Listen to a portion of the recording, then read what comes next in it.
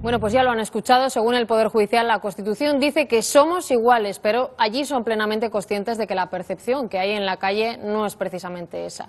Respecto a la infanta, Bravo cree que el sistema judicial ha funcionado acorde a la ley, aunque a la hora de hablar de presiones dice que no le consta que las haya habido. Y sobre los políticos, pues insisten en el Poder Judicial en que, pese a que los tribunales que les juzgan son diferentes a los de los ciudadanos, la ley es la misma para todos.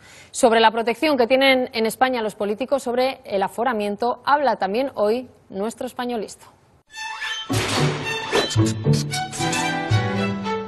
A nuestro españolisto siempre le han dicho que la justicia es ciega, pero hoy va a descubrir que para recibir a determinadas personas se pone gafas.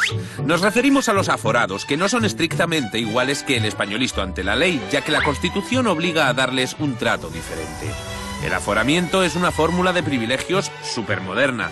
Nació en la Edad Media y aún sobrevive.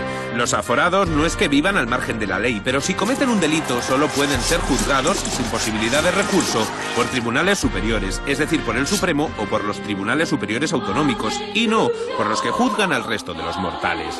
Entre los que no verán un juzgado de instrucción ni en pintura están el presidente del gobierno, sus ministros, así como todos los diputados, los senadores, los presidentes de ambas cámaras y los equivalentes de todos ellos en el ámbito autonómico, además de las grandes estrellas del sistema judicial y fiscal. En teoría, la idea parecía buena. Los políticos son personas de gran relevancia, así que si tenían que ser juzgados por un delito, el hecho de que se encargara de hacerlo el Supremo de forma exclusiva podría favorecer la independencia durante el proceso y ahuyentar presiones e influencias. Pero en teoría funciona hasta el comunismo, porque ¿cuál es la realidad? Pues que quien se encarga de juzgar, por ejemplo, a un diputado es el Supremo, sí, pero quien nombra a los jueces del Supremo es el Consejo General del Poder Judicial. Y quienes eligen a los miembros del Consejo General del Poder Judicial son los propios diputados. Un círculo pero que muy vicioso. Así que no hay que ser muy listo para darse cuenta de que nuestros políticos están más protegidos que el lince ibérico.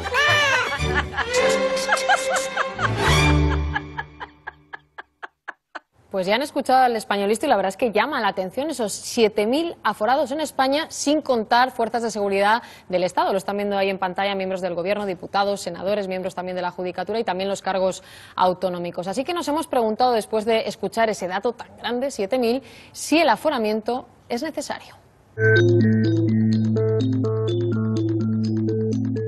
Si hablamos adaptados al siglo XXI, no es necesaria esta figura, o al menos no es necesaria en los numerosos casos que existen en España. Y la razón es bien sencilla, porque vulnera el principio de igualdad. Que exista inviolabilidad, sí; que exista inmunidad, sí, pero que exista protección procesal por la competencia atribuyendo el asunto a un tribunal superior, hoy en el siglo XXI aparece completamente injustificado. En realidad no. Si somos rigurosos y somos estrictos con el concepto de igualdad ante la ley y su situación frente a un proceso penal, por tanto relacionando principio de igualdad ante la ley con persecución penal, el aforado tiene privilegios que los ciudadanos normales no tienen. ¿Qué les parece a ustedes que a un político le juzgue un tribunal diferente? ¿Qué opinan en la calle? ¿Y qué dicen los políticos? ¿Se sienten privilegiados? Me suena que es algo político, alguien que le pagan sin estar. Creo saber que en la Comunidad Foral de Navarra... Aforado... Voy a tener que buscarlo en el diccionario. Es una condición que tiene un político por ser diputado, por ser senador, que cuando le van a juzgar por algo, pues tiene esa condición que no tiene el resto de los ciudadanos. Claramente sostengo que el aforamiento no es un privilegio. Sería un privilegio si hubiera leyes distintas para ciudadanos iguales. Esto sería un privilegio. Tiene su cara y su cruz. La cara puede ser el hecho de ser juzgado por un tribunal muy profesional, como es el Tribunal Supremo, pero tiene también la grave dificultad de que eso impide una revisión de la sentencia, de tal manera que la persona juzgada de este modo por el Tribunal Supremo no tiene un recurso. Sería muy difícil concebir un sistema democrático donde los representantes políticos no se pudieran manifestar libremente sin correr el peligro de que sus expresiones fueran judicializadas. El principio de somos la igualdad ante la ley no se cumple en el caso de los aforados. Tendría que juzgarle la justicia ordinaria, como a todo el mundo. Lo que quizás habría que hacer es plantearse algunas reformas técnicas para evitar los abusos eventuales que se pudieran producir en estas prerrogativas. Pues tendremos que hacer evolucionar la legislación y hacer que la figura del aforado pues sea una figura en tendencia a desaparecer, porque no tiene sentido que unos ciudadanos estemos por encima de otros cuando en realidad, de acuerdo al sentir común de todos, tenemos que ser iguales ante la ley. ¿Son los políticos unos privilegiados cuando se enfrentan a la justicia? Se lo vamos a preguntar a alguien que ha sido ministro, presidente del Congreso y 6 legislaturas presidente de una comunidad autónoma. José Bono, muy buenas noches. Buenas noches. Bienvenido al Objetivo. ¿Son los políticos, iba a decir ustedes, que está casi ya fuera, pero ¿son los políticos unos privilegiados cuando se enfrentan a la justicia precisamente porque son aforados?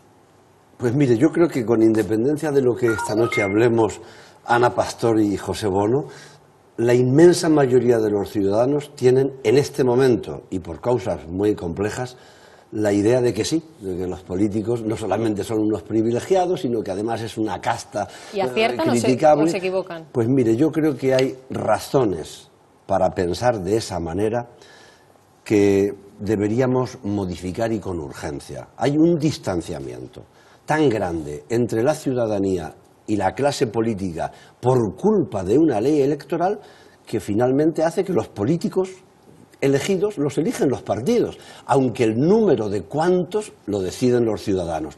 Esa distancia hace que el político se deba más al partido que a la ciudadanía, y eso aleja a los políticos de los ciudadanos, y eso conlleva opiniones a veces que pueden no ser justas, y mucho menos cuando se tratan de generalizar. Todos los políticos son así. No, pero yo le decía, ¿no? señor Bono, si el aforamiento es un privilegio, es decir, a un político en activo, como está aforado, y es lo que hemos explicado en el programa, le juzga un tribunal diferente que un ciudadano. ¿Eso es un derecho al que deberían renunciar los políticos o no? Primera cuestión. Se les aplica la misma ley, no es una ley distinta. Segundo, les juzga un juez distinto. Y esto tiene ventajas e inconvenientes. ¿Por qué existe el aforamiento? En definitiva, para hacer una doble protección al político, para que la influencia sobre sus opiniones pueda estar más blindada en lo que a la libertad se refiere. En ese sentido, puede tener algo de positivo. Tiene una cosa muy negativa. Mire, a mí me denunciaron siendo diputado y presidente del Congreso con 13 querellas. Y claro, finalmente debo decirle una cosa. El Tribunal Supremo, por unanimidad, gracias a Dios, dijo nada que ver. ¿Y qué tiene de negativo? No, Quiero decir, eso le puede pasar a un ciudadano también y no está en el Supremo. Claro, claro. ¿Qué es lo que tendría de negativo? Pues que si a mí me hubiesen denunciado y me hubieran condenado, yo no hubiera podido recurrir la decisión del Supremo porque es el Supremo, porque es el más alto. Y hay un principio en todo planteamiento democrático de la justicia, y es que cualquier justiciable debe tener doble posibilidad de recurso. Iba a decirle que pueden ir a Europa, como los ciudadanos, aunque es verdad que después del Supremo es más complicado, pero ese recurso lo tienen los políticos. No, pero quiero en el ámbito de la justicia española, ¿no? Me refiero que un aforado en el Tribunal Supremo no tendría esa capacidad de recurso. Pero por decírselo con mucha claridad, mire, todo esto viene de la pregunta, ¿somos iguales ante la ley? Pues evidentemente somos iguales porque la Constitución lo dice, pero luego empiezan las desigualdades. El que puede pagar un abogado y el que no puede pagarlo. El que puede pagar una fianza y salir de la cárcel y el que no tiene dinero y tiene que cumplir en cárcel porque no puede. El que le toca a un juez trastornado o calamidad y el que le toca pues un juez tal. A veces, el que es político y el que no lo es. Sí, pero fíjese, eso también es una desigualdad. Pero a veces, incluso en este caso de los políticos, a un político le pueden denunciar y él preguntaría a su abogado, oiga, ¿cómo ve esto? Y es muy probable, fíjese qué gravedad, esto sí que es, desde mi punto de vista, gravísimo, que el abogado muchas veces contesta, su asunto depende del juez que nos toque. Esto es gravísimo. Que un juez, sea de derechas o de izquierdas, tenga una idea u otra, pueda determinar en uno o en otro sentido. Yo sé que el tiempo en televisión es oro, pero déjeme que le ponga un ejemplo. Muy rápido. Una familia, padre, madre e hijo, reclaman por la huelga de los controladores aéreos. Los tres iban al mismo avión, al mismo sitio y el mismo día.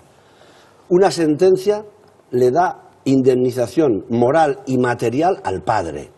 A la madre, otro juzgado le da indemnización, pero solo material. Y al hijo, otro juzgado le condena en costas. Claro, esto es un puro disparate, ¿no? Pero eso es interpretación de la ley, que en función de cada ciudadano claro, vemos que el resultado es diferente. Pero ya ve que el resultado de la igualdad es lo importante. Pero yo voy al tema de políticos ciudadanos y le repito la misma pregunta. En el siglo XXI, a día de hoy, con lo cuestionados que están los políticos, ¿deben mantener eso que los ciudadanos pueden considerar que es un privilegio, ese aforamiento, eso que les juzgue otro tribunal? Por cierto, ahora hablaremos de si ese tribunal está politizado o no, porque también desde ahí se nombra, desde la política, ¿no? Sí, pues mire, yo le digo mi opinión, que no es ni la de mi partido, o al menos no aspiro yo a imponerla a nadie, es mi opinión en mi experiencia. He sido presidente del Congreso de los Diputados, gracias a Dios, nunca he tenido un suplicatorio y por tanto le hablo con toda honestidad.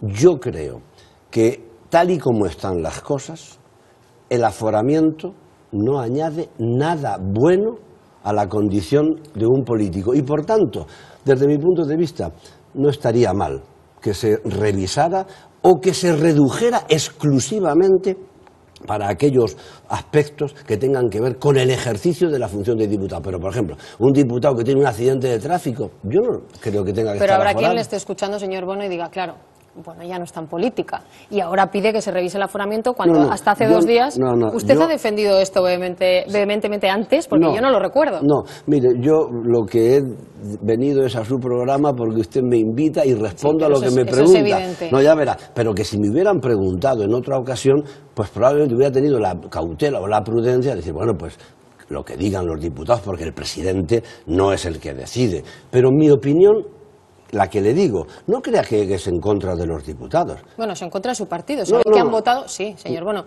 hace muy pocos días el PSOE ha votado en contra de una proposición de UPyD y de la Izquierda Plural que pedía revisar el aforamiento y solo Odón Elorza, de su partido, votó a favor. Bueno, pues, el PSOE no está en estas. Pues yo quiero estar con mi partido y estoy con él y mientras viva seré socialista, pero yo no pertenezco a una organización castrense en la que tenga que decir milimétricamente igual lo que digan en mi partido. Yo soy del PSOE y le doy mi opinión. Creo que el aforamiento tiene sus ventajas y sus inconvenientes y que en esta hora actual revisarlo sería interesante. Incluso, fíjese, a los políticos les produce algo que no se da en otros colectivos y es que muchas veces son denunciados no para que se haga justicia, sino para fastidiarles desde el punto de vista político o electoral. Esto no ocurre en el gremio, por ejemplo, de ustedes los periodistas o de los sacerdotes. También ocurre. No. Es lo común que se denuncie a políticos para hacerles daño, no para buscar la justicia. Eso es presuponer una mala fe, luego ya cada Hombre, uno claro, cuando pone la querella. No es que le presuponga. Pero déjeme que le insista. Yo sé ¿No que hay preocupa? mala fe y hay gente que quiere usar a los tribunales para ganar las elecciones. Ha ocurrido muchas veces. Demetrio Madrid... Bueno, es que también se pueden recurrir leyes en el Constitucional, eso lo hacen prácticamente todos los partidos, lo digo porque hay varias recurridas ahora mismo. Pero una cosa son limones y otra son peras. Desde estamos luego, hablando, que se lo digan a Ana Botella, hablando... pero no me refiero a eso. Le decía si no le preocupa que en este discurso que está haciendo alguien, incluido el PSOE, diga, claro, que listo, bueno, ahora que no está en política defiende revisar algo que hasta hace 2 días en el PSOE no se planteaba. Ahora tampoco.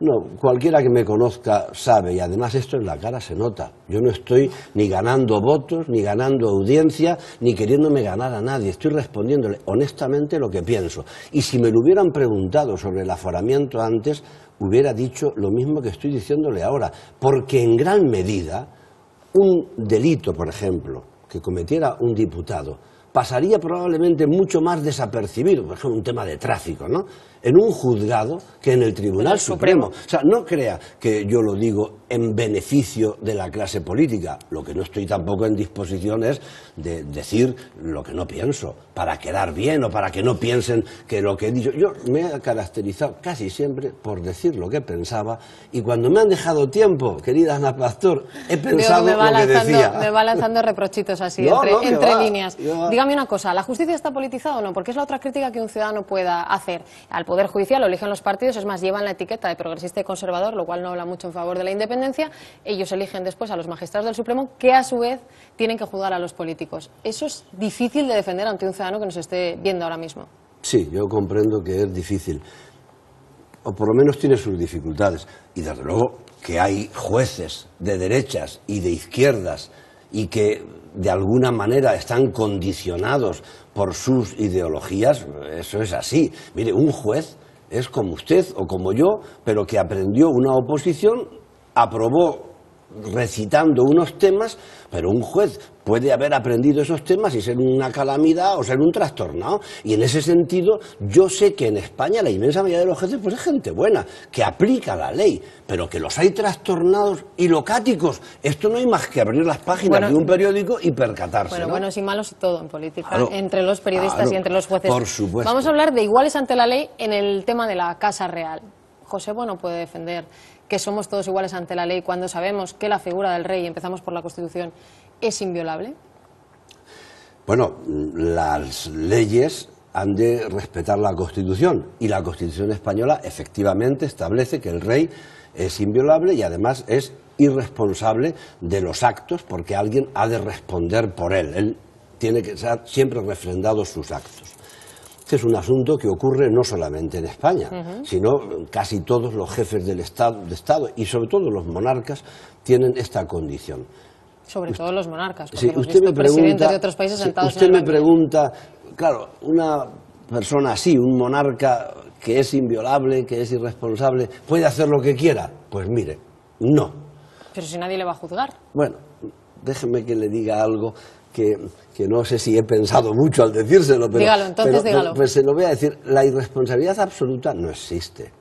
Y en los monarcas, menos. Un monarca tiene que cuidarse mucho de lo que hace, porque aunque no pueda ir al juzgado de la Plaza de Castilla, sin embargo, en España, con una sola excepción, Alfonso XII, que nació y murió en España, todos los demás monarcas, si han nacido en España, no han muerto en España. Es decir, hay también un reproche social y político a conductas que no se acomodan a lo ejemplar. Y en ese sentido, incluso nuestro rey no ha nacido en España, nació en Roma. Sí, pero es verdad que usted descarta el reproche penal, el de la justicia, y ha dicho, un monarca tiene que cuidarse muy mucho de lo que hace. Se lo pregunto directamente, ¿el nuestro cuida muy mucho lo que hace, por sus palabras textuales? Ya verá, yo lo que le he hecho ha sido reproducirle lo que dice la Constitución. ¿Debería mantenerse así o no? También sería objeto de estudio. Y ahora me pregunta usted por el rey. Mire, yo al rey por muchas circunstancias, pero una de ellas, déjeme que se la diga, el 23 de febrero yo era diputado. Y yo he tenido conciencia y tengo de que le debo la vida al rey. Y por tanto hablo desde una posición, digamos... Subjetiva, vamos a decir. Sí, subjetiva, o si quiere usted parcial. Se lo empiezo diciendo, el rey me cae bien. Creo que en su reinado ha hecho mucho por la democracia, por la libertad. Incluso yo les diría, creo que de todos los monarcas que ha habido en España, este ha hecho más que todos los anteriores juntos, que la verdad es que hicieron muy poco. Pero él ha hecho mucho por la democracia en nuestro país, y yo le defiendo. Pero me dice usted, su conducta es ejemplar. Cosa que ahora no está en cuestión, sino, exacto, otras cosas. Pero voy a la pregunta. Mire, el rey ha dicho de su yerno, de Urdangarín, que no es ejemplar. Y aún no lo han juzgado a Urdangarín. ¿Cuántos suegros, porque él también, además de rey, es suegro, ¿cuántos suegros en España han dicho de sus yernos, antes de que haya sentencia, que no son ejemplares? ¿Le parece suficiente que diga simplemente yo no su digo, conducta no es ejemplar? Lo digo porque quien le esté escuchando dirá, bueno, hombre, es una pequeña colleja Urdangarín, ¿no? Cada uno, bueno, una pequeña es lo que usted dice, es una colleja importante. Bueno, no sé si todos que los ciudadanos el rey, tienen esa suegro sensación. de Urdangarín, diga de su yerno, sin que haya habido sentencia, que su conducta no es ejemplar, como le digo, no suele ocurrir entre yernos y suegros, aunque no se dé esa circunstancia. ¿Y por qué lo resalto? ¿Para meterme con el yerno, con el suegro? No, lo resalto porque el rey ha querido dejar a la institución por encima de cualquier trato de favor, siquiera a su yerno. Y esto honra al rey. ¿Cree que no lo ha habido con Urdangarín y, sobre todo, cree que no ha habido trato de favor con la infanta, con su propia hija, a la vista de la Fiscalía, Hacienda, y ahora entraremos más al detalle? ¿Ha habido trato de favor con la infanta, sí o no? Pues mire, este es un asunto que depende desde qué ámbito se mire. Le quisiera decir sobre este particular dos cosas brevemente. Una, yo creo que la infanta, lo he dicho y lo tengo escrito, lo mejor que podía hacer por la corona y por su padre, hasta donde han llegado las cosas, es renunciar a sus derechos sucesorios. Es la séptima llamada a ser jefa del Estado. Séptima. Es como el que tiene un tío en América, porque claro, ¿quién piensa que la infanta va a ser jefe del Estado? Pero como es la séptima llamada, renunciar al 7º lugar es casi renunciar a nada. ¿Y no es un poco tarde incluso a esa renuncia Pero a nada, a la vista de los escándalos? Pero mañana puede ser tardísimo. Por tanto, yo lo dije hace un año, lo reitero ahora, pero lo reitero en favor del rey, porque si ella renunciara, pierde nada y la corona ganaría mucho, porque no habría tanta especulación en aquellos que lo que quieren es dañar al rey por causa de su hija. Primera cuestión. Segunda. Yo le preguntaba si había trato de favor. Eso es. Recuperemos esa pregunta. No se me olvida. Un sí o un no es bastante sencillo. Sí, no, pero... Con matices, sí, pero un sí o pero no. no me hago un interrogatorio, Ana. Mire, un sí o un no... Ya sabe que eso es mi especialidad en el caso de José. Casi se lo voy a dar, pero le voy a contar lo ¿Trato de siguiente. favor sí o no con la infanta? Yo vi esa solicitud de imputación a la infanta por parte del juez Castro, que decide la audiencia provincial de Mallorca. Y yo soy un abogado también, pero con no ya mucha experiencia. Pocos casos he visto en mi vida en que se solicite una imputación. Y debo decirle, no recuerdo ninguno en el que el fiscal se haya opuesto. Luego, por tanto, se trata de dos hechos insólitos. Señor, bueno, eso en mi pueblo es un sí. Bueno, ha habido trato de favor. Pues mire, no me hace usted decirlo a mí. Usted no lo dice directamente, No, pero que el fiscal se oponga a la imputación de alguien como la infanta es trato de favor. Pero fíjese, ha habido algo que le he dicho antes. Es llamativo que el asunto se plantee en términos de solicitud de imputación. Dicho lo cual, y hablo ahora en favor del sistema judicial español y de la democracia española, que un yerno del rey y su hija se encuentren en los juzgados como están, a mí me parece que también es una muestra de transparencia. Ella no está, le insisto, está él. Bueno, ella ha sido imputada, desimputada, ha habido un juego judicial, juego en el mejor sentido de la palabra, y ella, ¿por qué pido yo, o le pediría, renuncia a sus derechos? Porque debe quedar muy claro, en favor de su padre y de la corona y de la justicia, que cuando entra al juzgado ya no es infanta, es Cristina Borbón. Y esto yo creo que sería la vamos a ver en el juzgado? Lo ha insinuado 2 veces. ¿Cree que a pesar de que se la ha desimputado ahora, puede que en el futuro la veamos declarando? Yo no sé si es probable, pero posible, claro que es, ¿no? Incluso, fíjese, con las ayudas que le están haciendo algunos en relación con todo este asunto de la agencia tributaria... Le iba a preguntar, en el tema de Hacienda, de Montoro y de los DNIs de la infanta, ¿a quién cree, José Bono? Usted que conoce la administración desde dentro, que ha sido ministro, en fin, se ha especulado hasta con que el CNI hubiera hecho algo. ¿A quién cree en todo este lío del DNI de la infanta? Desde luego, lo que creo es que hasta el momento todo lo que ha dicho el Ministerio de Hacienda es un cúmulo de disparates que no cree nadie. Vamos, yo creo que no se lo cree ni Montoro, porque el modo de explicarlo es tan disparatado que considera que somos idiotas los que lo escuchamos. Pero ¿cómo es posible 13 errores en notarías distintas? Como les parecen muchos, dicen, no, esto es una cosa de los notarios, oiga usted, pero si un notario te pide más papeles para hacerte una legitimación de una fotocopia que si fueras a comprar un cortijo. ¿Y hacia qué se inclina notarios, registradores, Hacienda, agencia tributaria? ¿Qué teoría cree usted que hay detrás de todo esto? Pues no la tengo, como es lógico, ultimada, porque yo no tengo los datos. Pero de lo que lee, de lo que ha oído. De lo que leo, lo que pienso es que falta claridad y transparencia. Hay que saber quién cometió el error, nombre y apellidos, porque las máquinas no se equivocan, ¿eh? Alguien les hizo que se equivocaran. ¿Qué notarías son las que equivocaron al poner el documento de la infanta? Porque cuando sepamos quiénes, quizá averigüemos el porqué. Lo que sí digo es que le hacen daño a la infanta, si es que no ha habido beneficio al respecto, y desde luego no hacen ningún favor al sentido común y a la democracia y a la transparencia con explicaciones tan peregrinas. Dicen, no, se equivocaron los notarios, los registradores, luego no, la agencia tributaria. Mire, lo de Montoro es un sainete que no se debería consentir porque, como usted mismo me insinuaba o me decía, que no le cree nadie. Bueno, no, esto lo ha dicho usted. Yo le he preguntado a quién creía usted en todas estas versiones. Pero me ha dicho a Montoro o a la mayoría. Pues yo estoy con la mayoría. Sí, yo no le creo. Notarios, registradores. Bueno, déjeme que le pregunte, se me van los minutos, pero ha sido dirigente dentro del Partido Socialista y hay cierto lío. Que Griñán anuncia a 3 años de unas elecciones que no va a volver a ser el candidato. ¿qué interpretación tiene para usted que lo haga con tanto tiempo y precisamente ahora, cuando se están cuestionando otras cosas en Ferraz? Pues mire, yo creo que responde muy probablemente a lo que ha dicho. Ha dicho lo que piensa. Cuando un político dimite o anuncia que dimite y se va, que debería ser normal, casi nadie le cree. Dice, no, algo llevará. Bueno, pues yo creo a Griñán. Bueno, pero no dimite. No, anuncia que dentro de 3 años no se presenta. Es bastante raro. Bueno, pero lo anuncia. Yo le creo. Que haya aspectos de carácter personal, pues es muy comprensible, ¿no? Que haya aspectos de índole política, que él quiera en estos 3 años ayudar a que en Andalucía las cosas vayan por los cauces que nos conduzcan a ganar las elecciones, pues yo creo que también. Sinceramente no veo más que buena intención en su planteamiento. ¿No ve nada raro contra Alfredo Pérez Rubalcaba para agitar las aguas de unas primarias? Mire, el otro día hablé con Rubalcaba. Le dije, ¿qué tal con Griñán? Esto es hablarle con claridad, esto es el objetivo del objetivo, ¿no? Bueno, pues le dije, ¿cómo ves a Griñán? Y me dijo, mira, un leal, sincero y amistoso compañero y colaborador.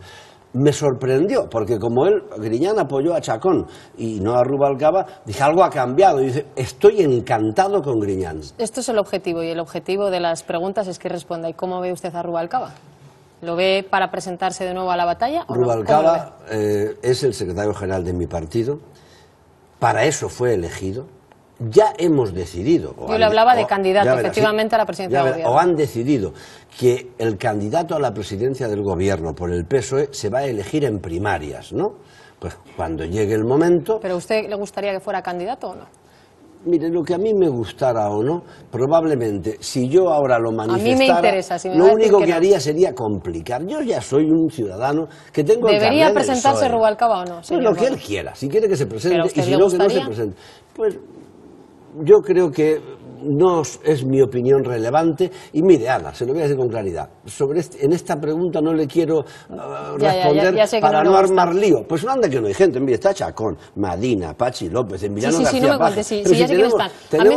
Ha mencionado las primarias, a ver si aquí consigo y ya terminamos un titular. ¿Primarias a la francesa o primarias a la clásica, agarrando un poquito el resultado y solo los militantes? Pues si yo tuviera que dar un consejo inicial, que es para lo que a lo mejor usted me lo pregunta, no lo daría en detalle. Yo diría, pues hagamos las primarias que más nos convengan para ganarle al PP. Porque aquí de lo que se trata es de ganarle al PP, no de ganarnos nosotros. Sí, pero dentro del partido hay opiniones diversas. Déjeme que le voy a poner un ejemplo que me afecta. Año 2000, Congreso en Sevilla, Zapatero me gana por escaso voto en la elección de secretario general, y ese día me preguntan los periodistas, oiga, bueno, ¿y usted qué va a hacer? Y dije, hoy no es mi día. Al día siguiente se elegía la ejecutiva, ya con Zapatero de secretario general, y yo pedí a todos, votemos a Zapatero. Y Zapatero, que había obtenido el 50% del voto del día anterior, obtuvo el 99%. Y ganamos el gobierno.